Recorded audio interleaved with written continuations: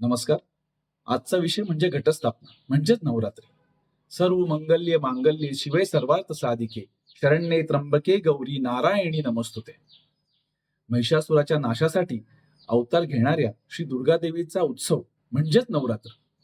नवरात्र हे देवीचे व्रत असून महाराष्ट्रासह अनेक ठिकाणी हे व्रत कुलाचार म्हणून पाळले जाते. या व्रतात अश्विन शुद्ध प्रतिपदा ते नवमी हे 9 दिवस व्रतस्थ राहून देवीची मनोभावे आराधना केली जाते.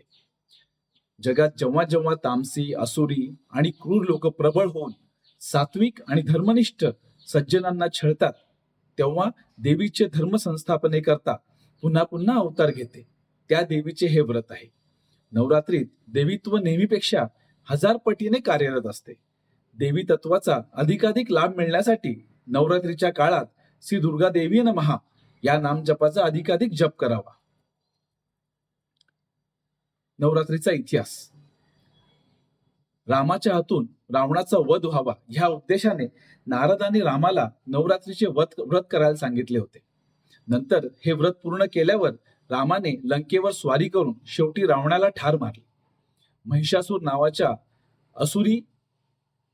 असुराशी प्रतिपदा ते नवमी असे 9 दिवस युद्ध करून देवीने नवमीला रात्री महिषासुराला ठार मारले.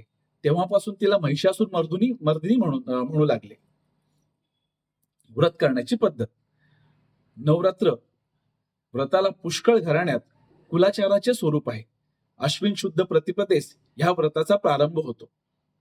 घरात पवित्र स्थानी एक वेदी सिद्ध करून त्यावर सिंहासनारूढ अष्टभुजा देवीची आणि नवर्ण यंत्र स्थापन करावी. यंत्राशेजारी घट स्थापून त्याची आणि देवीची यथाविध पूजा करावी. नवरात्र महोत्सव कुलचारणीप्रमाणे घटस्थापना आणि मालबंधन करावे. शेतातील मृत्तिका म्हणजेच माती आणून तिचा 2 पेरी म्हणजे 2 बोटा इतका जाड चौकोनी थर करावा आणि नंतर पंचकाव्य किंवा सप्तधान्य घ्यावेत. जव, गहू, तीळ, मूग, राळे, सावे आणि चणे हे सप्तधान्य आहेत. मृत्तिकेच्या म्हणजे मातीच्या किंवा तांब्याचा कलश घेऊन त्यात पाणी, गंध, फुले, दुर्वा, अक्षदा, सुपारी, पंचपाल्लव्य, पंचरत्ने किंवा नाणे इत्यादी वस्तू घालाव्या. सप्तधान्य आणि कलश म्हणजे वरुण स्थापनेच्या वैदिक मंत्र येत नसल्यास पुराणयुक्त मंत्र म्हणावेत.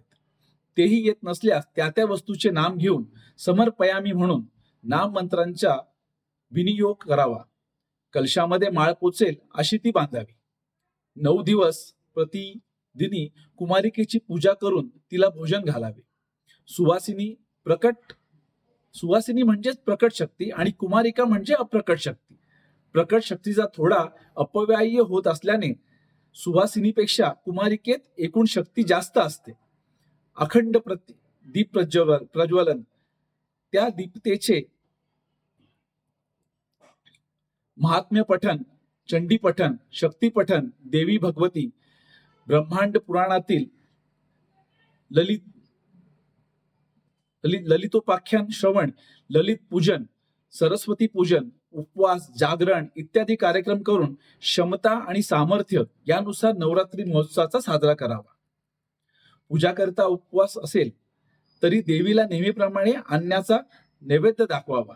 या काळात उत्कृष्ट आचाराचे एक अंग म्हणून शुभ्रम न करणे, दाढी, मिशा, केस आणि डोक्यावरील केस न काढणे, कडक ब्रह्मचार्य पालन करणे, पलंगावर न झोपणे, गादीवर न झोपणे, सीमा न उल्लंघणे, पादयात्रेने न वापरणे अशा विविध गोष्टींचे पालन केले जाते.